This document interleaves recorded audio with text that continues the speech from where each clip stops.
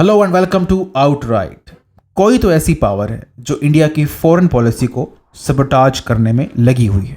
सबसे पहले इंडिया और कनाडा के बीच रिश्ते खराब हुए over the killing of Hardeep Singh Nijjar.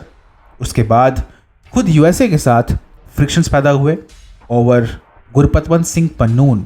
As per allegation India का कोई एजेंट वहाँ पर गुरपतवंत सिंह पन्नून को जान से मारने का प्लॉट तैयार कर रहा था, निखिल गुप्ता, और वो अब पकड़ा भी गया है और उसके ऊपर ट्रायल चल रहा है।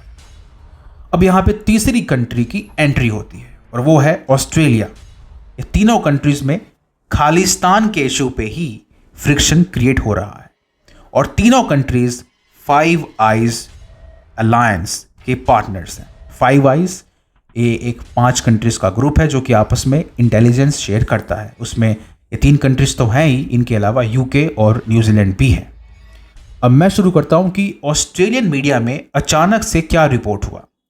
वहां पे कहा गया कि 2020 में ऑस्ट्रेलिया में 4 रॉ के ऑफिशियल्स, रॉ यानी कि जो इंडिया की स्पाई एजेंसी है, उसके ऑफिशियल्स पकड़े गए।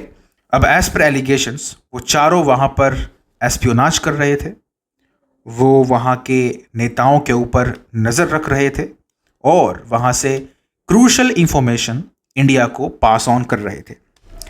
अब जैसे ही ये इसका पता लगा ऑस्ट्रेलिया की स्पाई एजेंसी को, तो वहाँ के जो स्पाई चीफ हैं माइक बर्जेस, उन्होंने बहुत ही स्विफ्टली एक्शन लेते हुए ये इन रिपोर्ट्स में कहा जा रहा है, इन चारों को बहुत ही प्रोफेशनल मैनर में घर वापस भेज दिया गया और इस पर कोई रकस क्रिएट नहीं किया गया, इस पर कोई विवाद नहीं खड़ा हुआ। ऑस्ट्रेलिया और इंडिया के रिलेशंस खराब नहीं हुए, लेकिन पीछे ही पीछे ये मैसेज न्यू दिल्ली को पहुंचाया गया कि we are not happy, we are watching you.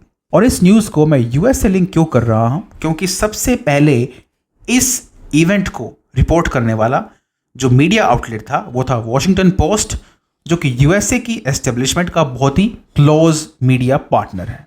अगर यूएसए को कोई भी एक खुफिया किस्म की इंफॉर्मेशन या न्यूज़ लीक करानी होती है तो वो जनरली वॉशिंगटन पोस्ट को ही यूज़ करते हैं। और ये खबर भी सबसे पहले इस साल अप्रैल में वॉशिंगटन पोस्ट में ही छपी थी। हालांकि वहाँ ये कहा गया था कि 2 स्पाइज पकड़े गए थे इंडिया के ऑस्ट्रेलिया में, लेकिन अब जो रिपोर्ट्स आ रही हैं वो ये आ रही हैं कि 2 नहीं 4 पकड़े गए थे, उन चारों को एक्सपेल कर दिया गया था।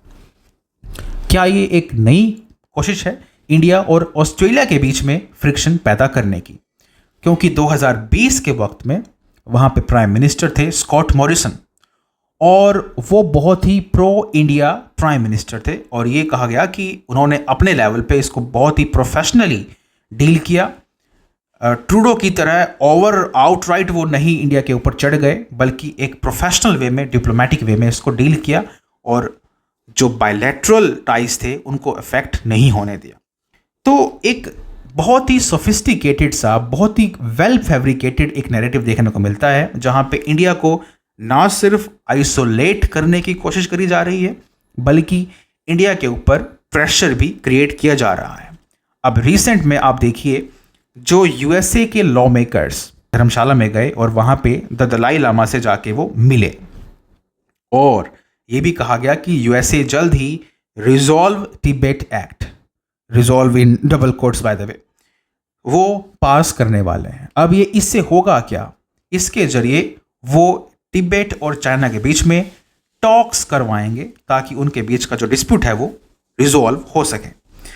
अब इससे कुछ होगा तो है नहीं, इससे उल्टा इंडिया और चाइना के बीच में फ्रिक्शन पैदा हो जाएंगे। पहले कनाडा, उसके बाद यूएसए, ऑस्ट्रेलिया और अब तिब्बत का इशू। तो इसके पीछे ऑफ कोर्स जो एक मास्टरमाइंड है वो वॉशिंगटन डीसी में ही है और इसके पीछे यूएसए का हाथ आप साफ साफ यहाँ स्मेल कर सकते हैं। यूएसए की प्रेजेंस यहाँ पे आप स्मेल कर सकते हैं। तो क्या यूएसए अपने इंटरेस्ट के लिए ये सब कर रहा है? The answer is may be yes, क्योंकि यूएसए का एक बहुत ही फंडामेंटल प्रिंसिपल है कि उसके ना तो कोई परमानेंट दोस्त हैं, ना कोई उसके परमानेंट एनिमीज हैं, बल्कि जो कुछ परमानेंट है तो वो है इंटरेस्ट। और उन्हीं इंटरेस्ट को फुलफिल करने के लिए वो लगता है कि अब इंडिया के फॉरेन पॉलिसी को वो सबोटाज करना चाहता है। अब वो कौन से इंटरेस्ट्स हैं जिनको लेके यूएसए बहुत इनसिक्योर है और वो इंडिया को दबाना चाहता है?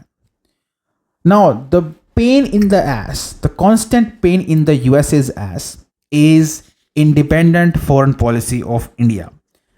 जैसे इंडिया राइज कर रहा है, यूएसए को डर है कि जो एंटी यूएस कॉलिशन है इंटरनेशनल स्टेज पे, जिसमें कि रशिया है, चाइना है, ईरान है, नॉर्थ कोरिया है, क्या इंडिया उसी रास्ते पर ना चला जाए। और इसीलिए आप देखिए कि जो एंगेजमेंट होती है इंडिया की विद ईरान, विद रशिया, उनको लेके यूएसए काफ़ी अलर्ट रहता है और उन पे काफ़ी स्टेटमेंट भी देता है कि we are not happy with India's engagement with Russia और उसको थोड़ा सा अपना रोल बैक करना चाहिए। ये स्टेटमेंट हमको देखने को मिलती रहती है। अब खालिस्तान के इशू को यूज़ करके यूएसए इंडिया के ऊपर एक प्रेशर क्रिएट करना चाह रहा है। वाई खालिस्तान? आप देखिए सारी जगहों पे, चाहे वो ऑस्ट्रेलिया हो, चाहे वो कनाडा हो, और खुद यूएसए खालिस्तान को बहुत ही बड़ा इशू बना रहा है। और इसमें the only point is, the only purpose is कि इंडिया को आइसोलेट करो इस रीजन में, और इंडिया और चाइना के बीच में भी कुछ नई हरकत करवा दो तिब्बत का यूज़ करके, क्योंकि तिब्बत जो है वो बहुत ही ज़्यादा इंडिया के लिए भी एक इम्पॉर्टेंट इशू है। धर्मशाला क्योंकि इंडिया के अंदर ही है, वहीं पे इंडिया में ही वहाँ की parliament in exile, government in exile, वो इंडिया में ही बेस्ड है। तो इंडिया यहाँ पे ऑटोमेटिकली बीच में आ जाता है, एक प्लेयर यहाँ पे बन जाता है। तिब्बत का इशू उठा के फिर से इंडिया और चाइना के बीच में भी एक फ्रिक्शन खड़ी करने की कोशिश करी जा रही है। तो ये सब डेवलपमेंट्स एक के बाद एक हो रही हैं, और अगर आप डॉट्स को कनेक्ट करें तो यहाँ पे you can smell something really fishy. ये मेरी ऑब्जर्वेशन थी, इसके बारे में आपको कहीं पर कोई आर्टिकल, कोई ओपिनियन देखने को नहीं मिलेगा। तो क्या आपको यही लगता है कि हाँ यूएसए कुछ बड़ा प्लान कर रहा है? अगर हाँ तो कमेंट कीजिए इस वीडियो के नीचे और अपनी राय ज़रूर दीजिए। आज के लिए इतना ही। Thank you very much. Bye bye. Have a nice day.